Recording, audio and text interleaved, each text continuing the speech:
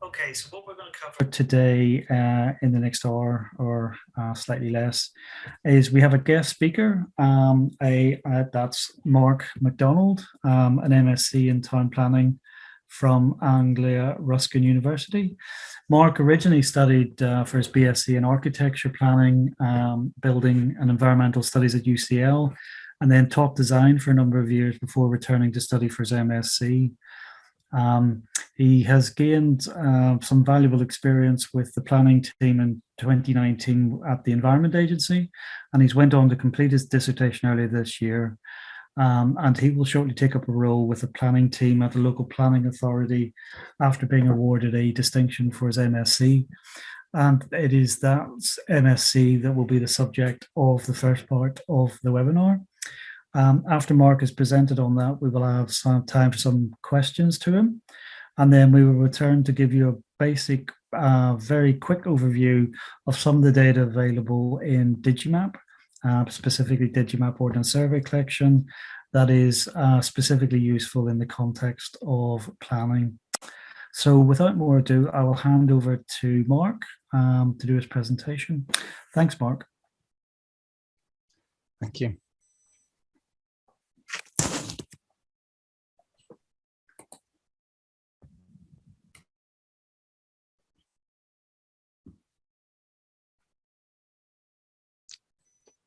So I'm just going to share my screen and show you some of the work that I've been doing in my MSc major project. At Anglia Ruskin University, we're allowed to study a particular topic for our major project, and I chose to look into space syntax. And we were also allowed to create an artifact. The artifact that I wanted to create, which was a planning document, was a document to show planners how they could use space syntax in their practice. However, the context of today's presentation is really how I've used the Digimap resources in creating my project. So I'm just going to very, very briefly examine and look into the resources which I've used from Digimap, which were, I'm just going to show you this. I'm just going to ask, can you see my screen? It's got a very detailed map of Ipswich there. Yes, we can see it, Mark. Thank you. Okay, thank you. So I've been looking at the centre of Ipswich, and particularly an island site, which is a dockland site in the centre of Ipswich, which was largely industrial, commercial, and has now been moving towards more residential and retail uses over the past few years. And what I've been particularly interested in is using space syntax to explore how connections could be made across the site, and how pedestrians could be encouraged to explore the area, and how those connections could improve the integration of the site, which is currently, although it's in the centre of town, quite isolated through its lack of links, communications links. So basically, it used OS master maps, and that's the topography layer, extensively in my project. And here you can see I've imported that. However, it was far too complicated for me to structure my CAD model, which I was going to use. As I say, I've got an architectural background, to illustrate my report, my artifact document. So I had to strip out some of those layers, and only concentrate on a basically 1 kilometre radius around the island site. So I then, after stripping out some of the layers, just focused on the 1 kilometre radius, as you can see on my screen. Then took out even more detail, actually, just to expose the building footprints, which is the building layer in the OS master map topography layer, and then started constructing a CAD model, as I say, with the aim to improve the presentation of my artifact document. And also it gave me the opportunity to get to know the area a little bit more by exploring all the various facets available. So as you can see, here is the work under construction. All the industrial commercial uses I counted stories and stretched them vertically after drawing their footprints again over the topography layer. And then that basically gave me a more detailed map. I'd added in the detail with the inland water, the dockland area, and the watercourse that runs through the area as well, using 2 different colours, and added shading to help me.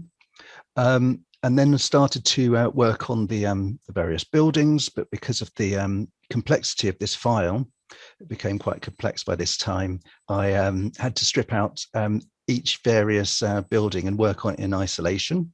So here's one of the university buildings at the University of Suffolk, where you can very easily start to construct a building if a commercial floor to ceiling height at ground floor level is about 5 meters, and then you give yourself 3.5 for each of the other stories, and very, very quickly you end up building your structure. And I went on to do that, and had a library of different structures, some more complicated than others. Here's another one, and then started dropping them into and populating the CAD model.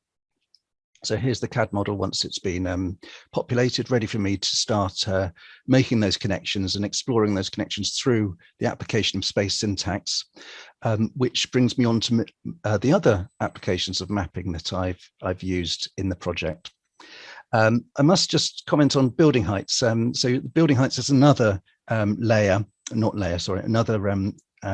area of OS master maps. You can download building height files, and here's one which is I think it's a section. Well, it's obviously the section of central Ipswich.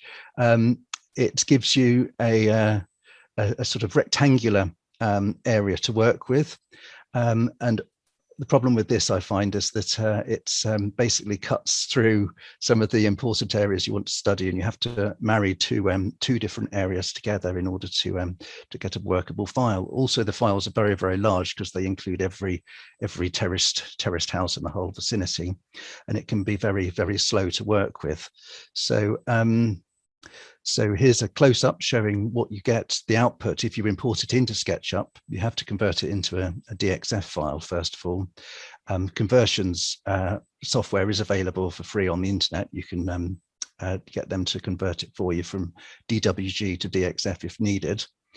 And one of the disadvantages of building heights, but I think it's part of its usage in the real world, is that it's as well as giving you the heights of the buildings, it also gives you their datum level. So here we've got largely a cross section through the floodplain in Ipswich, starting with the larger buildings on the left, which are down by in the flood zone basically, and extending up to the residential buildings, which you can see underneath of actually in the on the hill to the side. So that's another disadvantage of building heights. So I decided to discount that really, although we'll see later, I'm sure, how building heights can be used effectively. It was too complicated for me to build my map on. I didn't really want to deal with vertical levels. Another type of mapping that I used is a bounded area map, which I used within the space syntax program to conduct various forms of analysis, and I'll show you those later. Here's a detail of the city centre, town centre in Ipswich. As I say, a detail of my bounded area map in CAD as a DXF file. And here's the process of analysis, which has been conducted by space syntax, which is basically looking at visibility in a portion of that map. What space syntax does in this case is it's looking at what are the most visible portions of that map and highlighting those in red. So moving on, you can also in space syntax populate that bounded area map with virtual agents. You can see them on the left-hand side, and they're walking around the area. And whenever they walk over an area, they register their presence in a square. As you can see, in some squares are blue. They've had an agent walk into them once. Some squares are lighter blue. They've had more traffic over them, and then you can aggregate that in a map similar to the one on the right hand side of that screen, which shows the very heavily trafficked areas in red and the lighter trafficked areas in blue. So you can basically get an idea of where your agents have been moving. Also, you can use space syntax to analyze networks, and this is what I did. I wanted to look at the wider area. I'm not entirely aware if you can see my pointer, but it's pointing at Ipswich down there at the moment.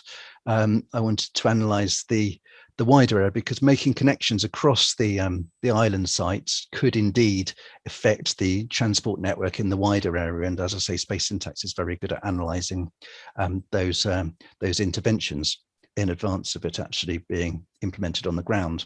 Here we've got the Depth Map X program running, and it's running an analysis on the map I've just shown you, which, as I say, was in DXF format. And what's happened is it's basically plotting the choice routes which people have made, well, as I say, virtual a virtual population within Depth Map X, how they've chosen to move through the network. And as you can see around Ipswich, there's some very, very heavily trafficked roads, which is going to impact my scheme, which is just here. If you can see my pointer in the center of the area of Ipswich here. So here we go, closer detail. And as you can see, what often happens in high winds is that this bridge is closed. And I was using space syntax program to model the effect on Ipswich of that road closure, basically grinds to a halt, and also investigate the impact of making other connections across the site, and whether my routes that I proposed to go through the island site would become, rat runs or over trafficked, or make the area unpleasant to occupy. Basically, to use space syntax to investigate the site. And as I say, here's a close-up of my site. I used Meridian 2 to construct this map, largely because it is I know it's withdrawn now, but it's a simplified version of the roadmap for Suffolk. As you can see, it simplifies these lines and turns them into straight lines when they may well be curved.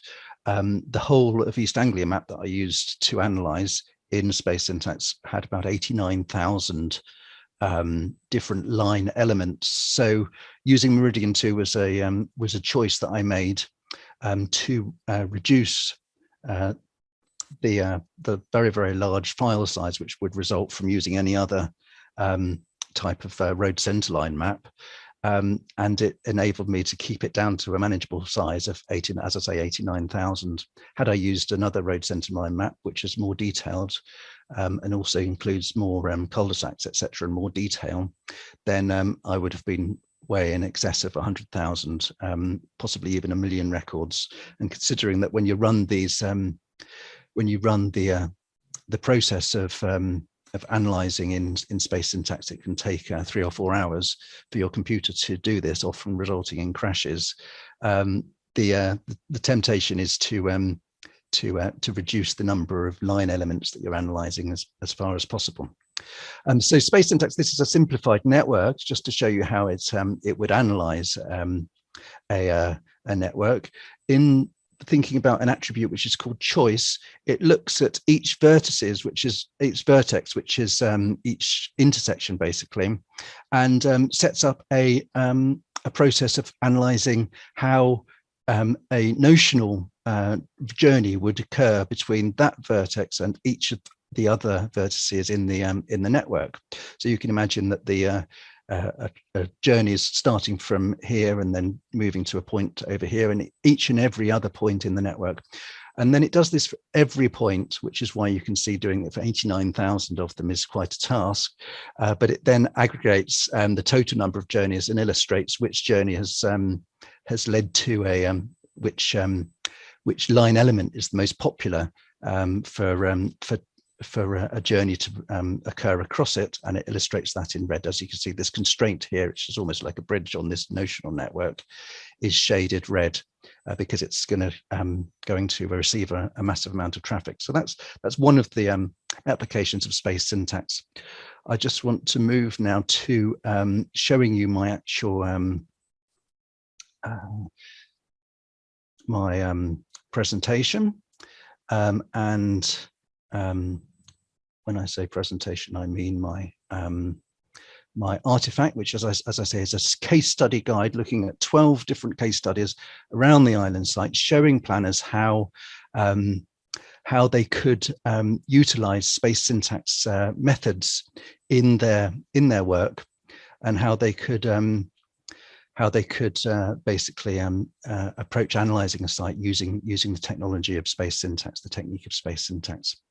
So it was called No Site an Island project, and it first seeks to introduce the concept of space syntax and why it was used. It's very useful for a variety of techniques in town planning, networks, looking at places, looking at how notional agents move through places, analyzing visibility, and looking at integration and how areas are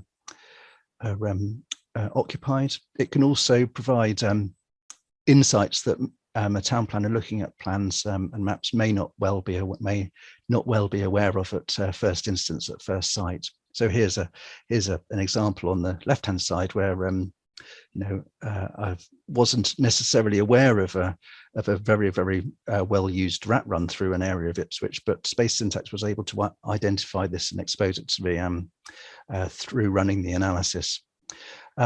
So I won't dwell too long. As I say, my focus is on how I've used the mapping in this process. I had, as I say, 12 different case study locations looking at a variety of scales. As I say, the whole East Anglia scale, right down to a very small scale investigation looking at a proposed passageway closure, which was my smallest scale analysis.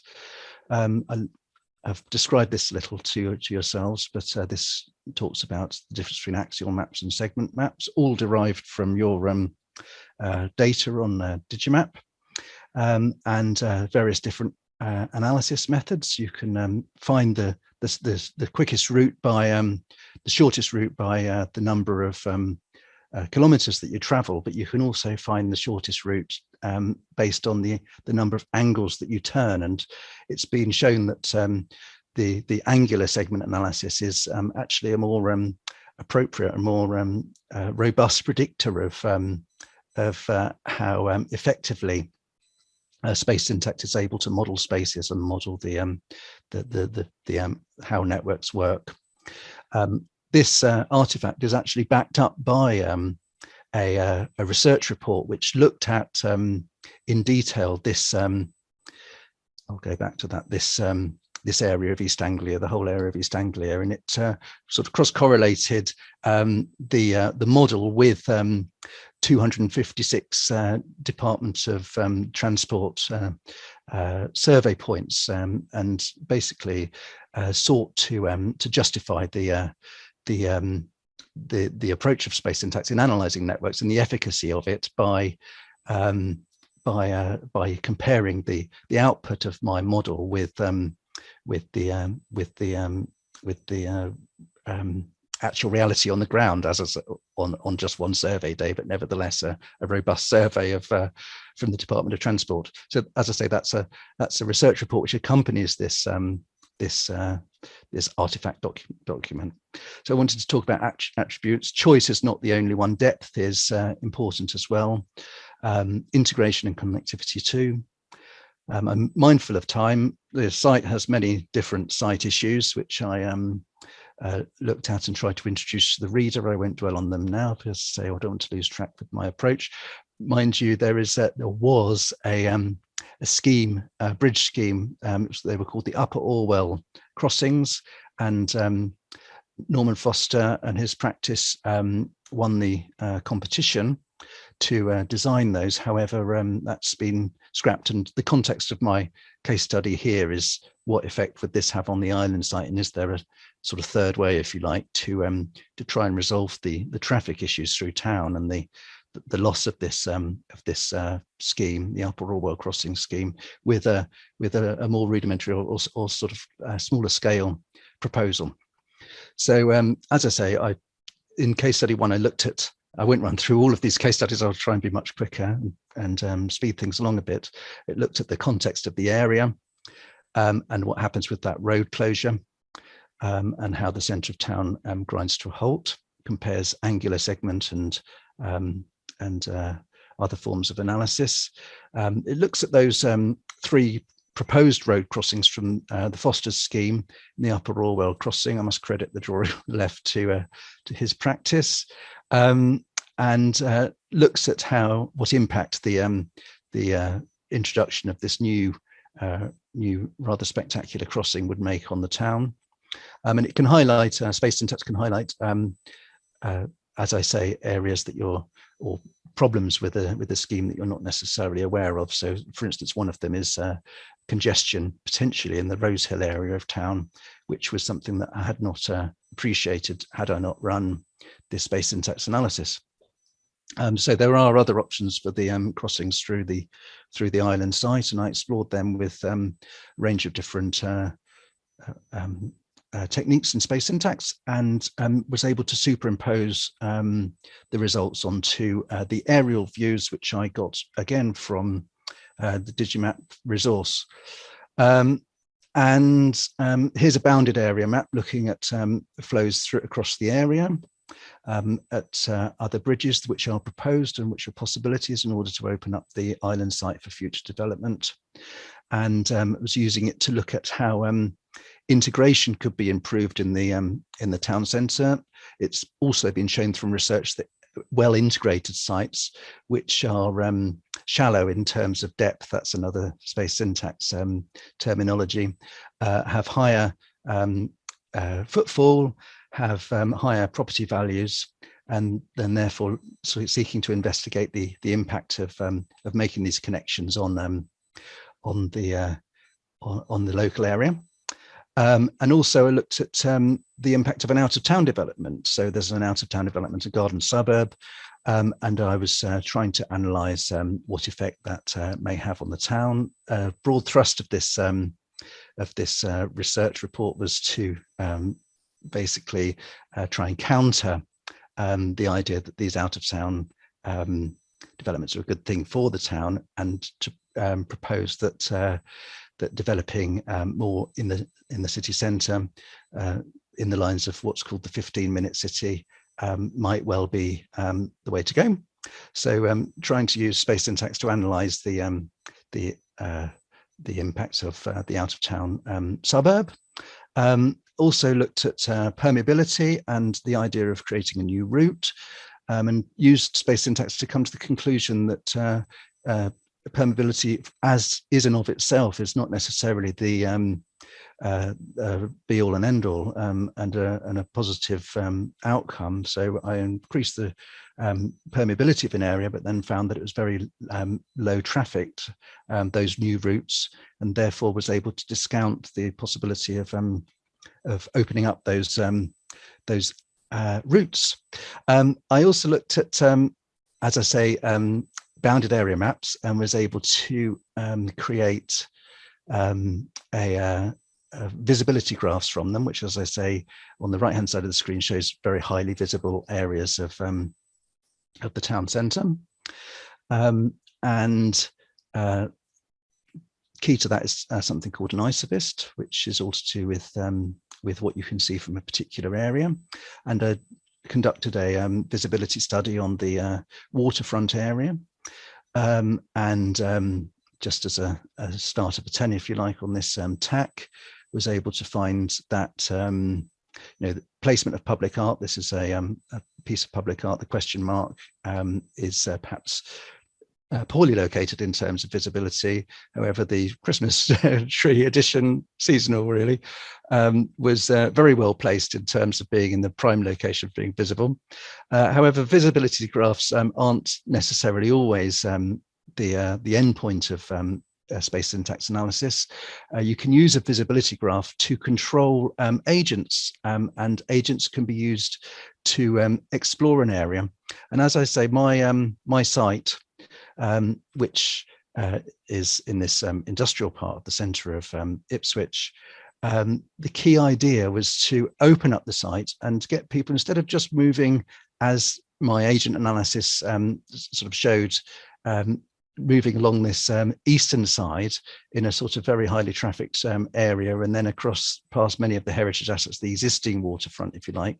I wanted to open up the site and to get them to explore and move through other areas and open other areas, and which would have the positive impact of enabling commercial uses which are currently vacant in modern buildings at the bottom of, in the flood zone, actually in the bottom of other buildings on the waterfront, to become more viable. So these are, as I say, agent analysis trails really, or showing where the highly trafficked area is. And okay, it's worked very well in front of the commercial uses and the restaurant area here, but as it passes the industrial area, past the where you have very heavy machinery moving around, the idea being that it could inform the release of this site, which is currently a key development site, and suggests that there is a latent demand there for it to become a sort of more an extension of the pedestrian route. And my further exploration looked at how I could extend that pedestrian route around the whole site. The agent analysis, you can actually look at individual trails and see where each agent is moving. And I was looking at making a circular route and whether that would encourage these agents to move around the site in a circular fashion, and what could be done to open up and draw people down through those areas. So it's making adaptations and changes to the area, such as St. Peter's Dock Bridge, and I was able to conduct an analysis using the network analysis and also the agent analysis to find that St. Peter's Dock Bridge was not necessarily a goer in terms of at present it wouldn't be a great success. From my analysis, as I say, not necessarily. I'm not implying that it was too rigorously conducted. So remember, the idea is to open up the whole site, and then model the whole site, an intervention in the site here, opening up public space in the site and looking at how that would draw people into the area. And as you can see, compared to my earlier work, the island site is now much more heavily trafficked, and I wanted to check out two different rules for the movement of my agents, one being the occluded rule and one being the standard rule, and found that with either of those rules, I won't get into the details, but with either of those rules, the opening up of the island site does increase the amount of traffic around the area and it improves pedestrian flows. I then wanted to look at opening up. I'll just try and speed up now. I'm mindful of time. The opening up of the southern tip of the island site, which in the early 20th century actually was quite a promenade for the populace of Ipswich. However, it's been closed off to them by local byway restrictions, and looking at opening that up as it was almost 100 years ago.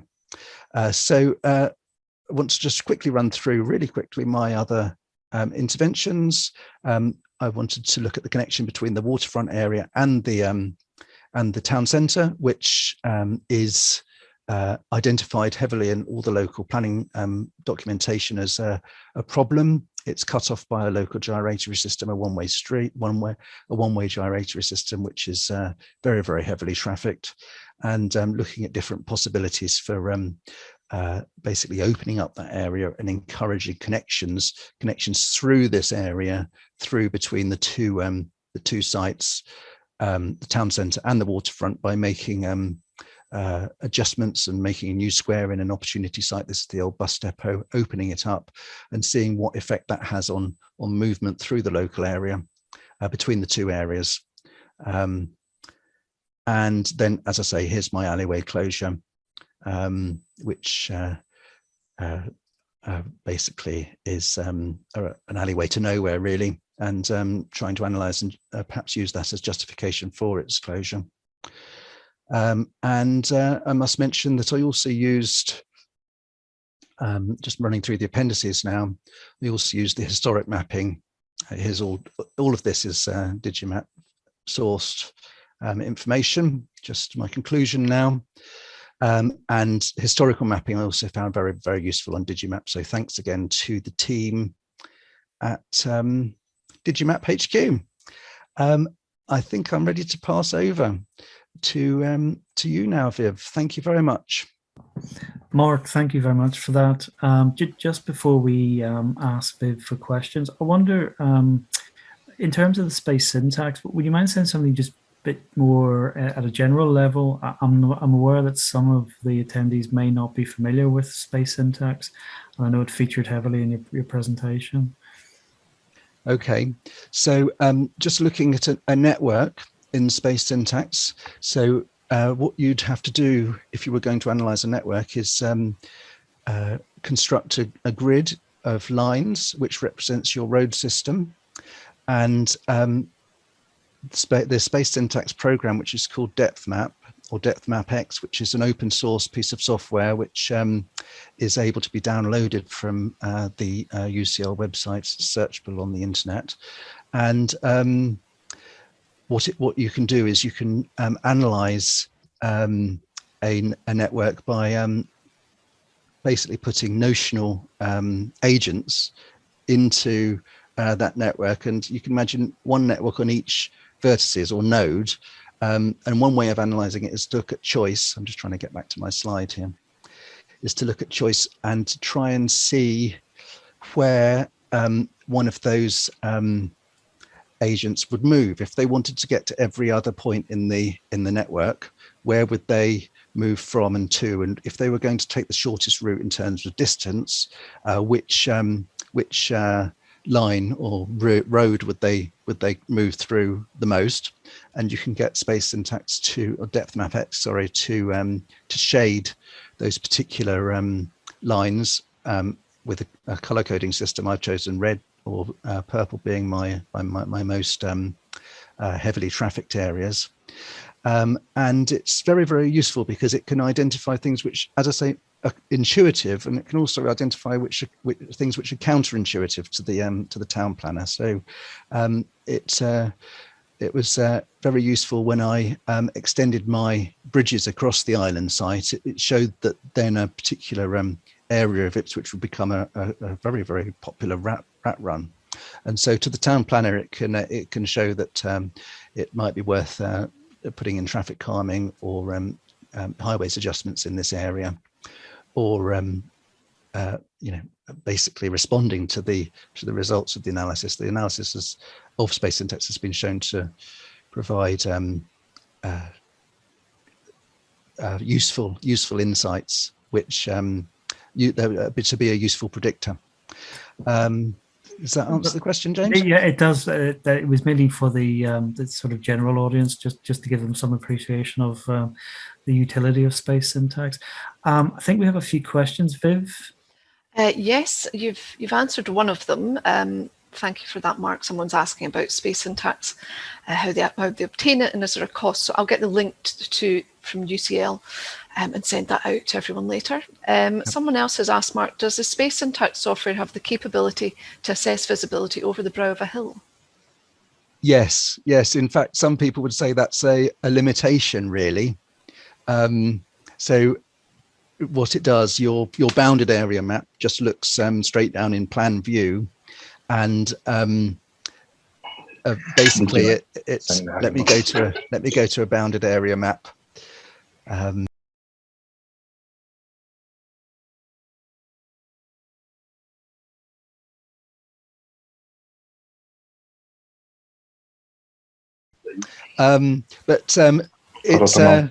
It doesn't take into account topography. That's one of the problems with the visibility graph.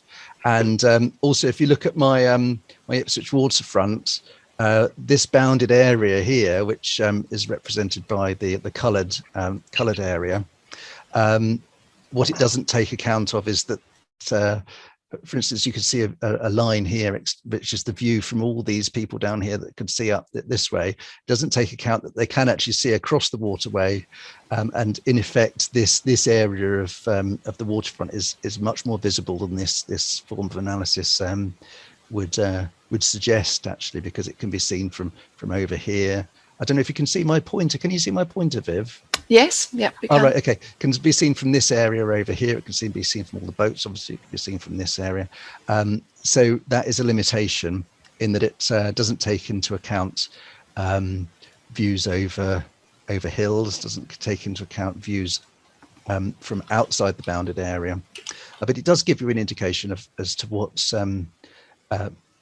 more visible and less visible to a degree. I won't go into all the details, but I hope that answers the question. Super, thank you very much. And someone's asked, would you mind sharing the PDF file of your work? No site is an island, Mark. I wonder if you would consider sharing that with everyone afterwards. Yeah, I understand that might be tricky if it's. I'll have to check with the university authorities. It's as I say, I've been awarded my distinction, but I just have to check. But yeah, no problem. So the request is there. Okay. Thank you. And may I say that other people's shared work, especially from the MSc in Space Syntax from UCL, have been very useful for me to have a look at. So I suppose I should return the courtesy, really. Okay, thank you. Someone's asked, how powerful were the computers you were using? Would it have been possible to increase computing power to aid progress? I'm not sure at what point in the presentation that was asked. My space syntax analysis conducted using DepthMapX was simply done on a freestanding tower PC at home, and some of it was done on a laptop. As I say, sometimes it does crash, and that's very infuriating after it's been running for 3 or 4 hours. However, to give it its due, it coped very well on my 2 PCs, and I wouldn't want that to be a limitation to anybody, really. So it is designed to run on a home computer. And I know a fellow student whose analysis in space syntax literally took days to run on a computer. So I should think a more modern computer than mine. Mine was very old, but would be a great advantage too. But don't let it get in the way of anybody. Any modern machine, as I say, 10 years plus, 10 years, less than 10 years old, should be able to run DepthMapX and get some interesting results. Great, thank you. And I think that is most of the questions. Oh, hang on, there's one more. Does space syntax allow for taking account of demographic information / population density, etc.? No, it doesn't. And I understand that adding nuance to things like agent analysis, at the moment, these agents that I had walking around were all controlled by the same thoughts and wants and desires, and deciding where they were going to move and where they were going to move to. Adding, as I say, nuance to their decisions is sort of front and center of certainly the agent analysis world. So no, it doesn't, and I'm not entirely sure if it's a Digimap. I don't think it is a resource, but I did find the spatial maps, etc., online that plot, for instance, the map of I forget the term now, but multiple deprivation, etc., is extremely useful in analysing my site and my areas that I'm linking across the site. Okay, I think that's something that we are planning to add into our society Digimap. Is that correct, James? That's correct, yes, Tim. Yeah. Okay. Okay, and just a sort of general question. Someone's made a comment about, doing this kind of work if you don't have an architectural background and CAD and SketchUp experience. Where did you develop your skills in CAD and SketchUp? Mark, are you self-taught, or was a lot of it included in your town planning course or your architectural course that you did initially? Dare I say, when I did my architectural course, CAD and 3D CAD certainly was a twinkle in someone's eye, really. But through being a design teacher, I taught it at schools and colleges, etc. And also I was given the opportunity as part of the course at Anglia Ruskin University to do an urban design module, which I absolutely enjoyed and absolutely relished really, and got to grips again with SketchUp and how it could be applied to the built environment, and really enjoyed that work. So that's all thanks to Anglia Ruskin and them having SketchUp on their network, etc., alongside their subscription to Digimap, which was a great help too. So I wouldn't let building a CAD model of the complexity that I've been working on is quite complicated, but to download the building heights and to turn that into a DXF file and then to import it into SketchUp and then to manipulate that is well, I won't say it's simple, but there's not much actual CAD work, designing work that you have to do. But if you can find the topography layer in obviously in the OS master maps there on Digimap, and then import that in DXF format into SketchUp, then, as I said, you can use your first floor height as like 4 meters, your ground floor to ceiling height's 4 meters, and then you can just build it up. And very, very quickly, you can become quite proficient. And as a town planner, have a little model of the area that you're interested in. And I really would encourage any student who's interested to give it a go. SketchUp is very, very user friendly. It was designed as a way to get people into 3D CAD. So, and free to use online as well. Super, thank you very much. One final question. Someone says, "Hi Mark, excellent presentation. Could space syntax be used to model pedestrian obstacles using custom features, for instance, narrow sidewalk, etc.?"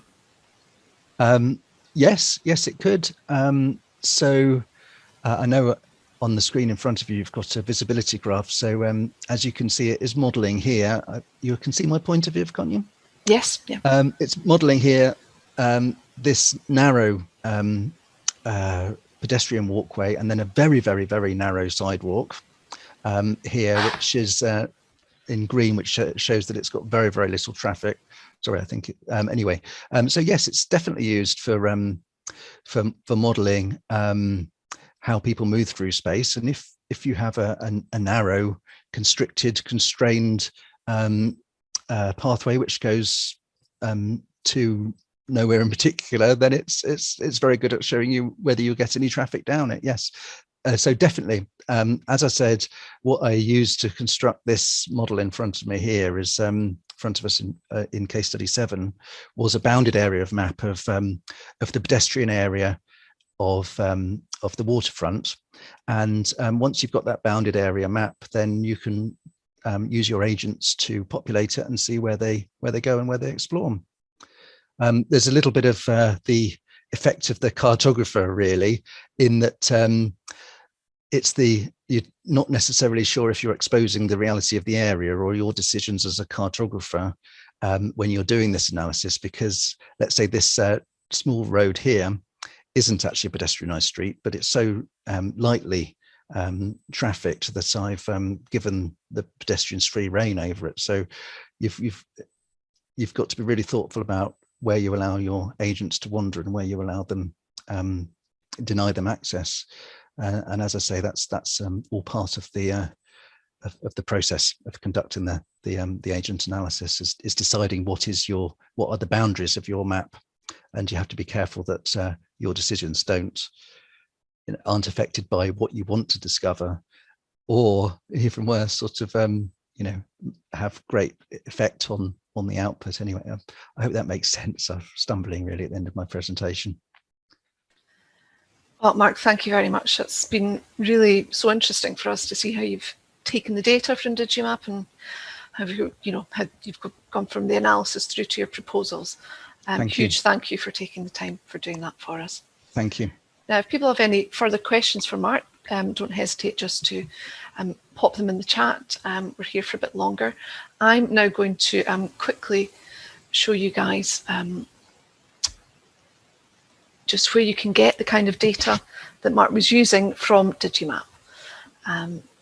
So I'm looking at the Ordnance Survey collection here in Digimap, and we have 2 main applications, Roam and Data Download. So it's the Data Download button that you'd be looking to select if you want to try and download some data for your project site. Roam, in contrast, would allow you to view and browse our maps and print a PDF map. But to get the actual data, it's the data download application. So it's a step process where you identify your area. So on my image here, I've chosen an image of Ipswich to match Mark's presentation. And that's step one. And then step two is to select the category and the required data sets. So in the Ordnance Survey download application, we've got categories here such as master map, backdrop mapping, land and height data. So you open each category, check the boxes next to the products that you like. So these are the kind of products, well, which Mark used, master map topography, building height attribute. And then once you've selected your products, it's simply adding it to the basket. And then within the basket is where you select the format. We do provide things in multiple formats, most of our vector data products. So the topography data, if it's AutoCAD, SketchUp, DWG would be the most appropriate format for you.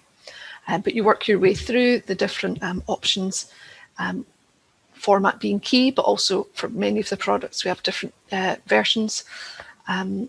And some of them have different themes. So for example, for the topography, you could choose a full color download or a plan view, which may be simpler for those of you using it for planning or architecture. And then you request your download from Digimap, and we send you an email to confirm the order and one with the download link. So the data download applications are a pretty straightforward step process. I'll just quickly highlight some of the data which could be useful in planning the sort of projects that Mark was doing. So as I mentioned, we've got the master map topography. I've selected the vector products that we have in DWG or DXF format, as these are compatible with CAD programs. So we've got the master map, the very detailed data, sites layer, which I'll say a bit more about, and the building height attributes. Vector map local, a smaller scale product, and two even less detailed smaller scale products, which are now no longer produced by Ordnance Survey. The last date that Ordnance Survey produced those was 2016, 2017, something like that. But Meridian 2 is the one that Mark referenced in his presentation. That's at a scale of 1 to 50,000, and I think Mark had used it to look at the routes and arteries around Ipswich. So yes, it's not absolutely current, but it may be suitable for your purposes. So just a little bit more, if you're not familiar with master map topography, it's the most detailed mapping of Great Britain that Ordnance Survey produce. So great for large scale projects. It covers the whole of Great Britain, and it's topographic. It's mapping the features you find on the ground. And as I mentioned, you can get the full color polygons as you see in this image, or we do a plan version, which you can select in the download process in the basket if you just want the outlines. The sites layer, again, this is available in DWG format. It gives you the boundaries of key locations in Great Britain, and the kind of themes that it covers are healthcare, education, all forms of transport and utilities. And in this image here, you can see it gives you the access points and routing points as well to those key sites. So potentially very useful in doing planning work. The building height attributes, which Mark mentioned, the current version we have is October 2019. This covers the whole of Great Britain is now covered by building heights, apart from some small pockets of rural areas. So you're given attributes for each building, which you can see in this little schematic which Ordnance Survey produced. And you're given the ground level, base of the roof, and the highest part of the roof. And Mark, you mentioned that you decided against using the building heights. I haven't done this personally, but I know one of my colleagues takes the building heights into AutoCAD and uses it with one of our digital terrain models. So that may potentially be a solution for that. So I'll see if I can find some information and send that out to people later on that. Vector map local data. This is our slightly smaller scale vector data, which is potentially useful for town level projects. Again, it's in a DWG format, and it does have contours and spot heights as well. We have some height data products. I mentioned that one of my colleagues has used one of our digital terrain models in AutoCAD with the building heights. I believe that was Terrain 5 DTM. which I think is quite straightforward to use with CAD software. And we also have some Terrain 5 contours at 5-metre intervals. We have some less detailed contours and DTMs. The contours, this is not specifically a CAD format, but I believe that the shapefile can be imported into CAD. And we have 10 backdrop maps. These are raster maps, so they're all in TIFF image format. Again, we have had users use these as a backdrop with the vector data, just to give a bit of background to their plan. The most detailed we have is a rasterized version of the master map topography at a scale of 1 to 1000, and the smallest scale is mini scale at 1 to 1 million. I thought I'd mention the Geomni Digimap collection. Perhaps not all of your institutions may have access to this collection, but there are some really useful data sets in there. And there's the UK buildings data set, which is a database of all buildings with characteristics such as the age and the structure and the use of the building, whether it's retail and so on. So that's the image which I've got up on the screen there. I'm looking at the building's use, and again, it's that area of Ipswich, and it's this dark green polygon is different class. There's different classifications of retail there. Geomni's UK land gives a consistent breakdown of UK land use, and the formats that we have these products in, these two products, are Shape, Geodatabase, and Geopackage. So Shape, I think, for CAD users would be the simplest to use. Geomni also have, if your site is in London, they also produce UK Map, which is a really valuable and rich in characteristics data set on buildings. It's got road layouts, land use, and land cover, points of interest, addresses, and so on. It does have aerial imagery and terrain models too. And Mark mentioned he'd used the aerial imagery from our aerial Digimap collection. So that's in JPEG format, so that's our raster data set. So that was just a quick run through of the data which might be useful to you and where you can get it. So we're here with Mark and James and myself for any further questions. So I will just say thank you very much. A huge thank you to Mark for giving his time to present his work to us. Really, really interesting stuff. Thank you, and thanks to everyone that made the Digimap resources available. So it's very helpful. Thanks again, Mark, on behalf of all of the Digimap team.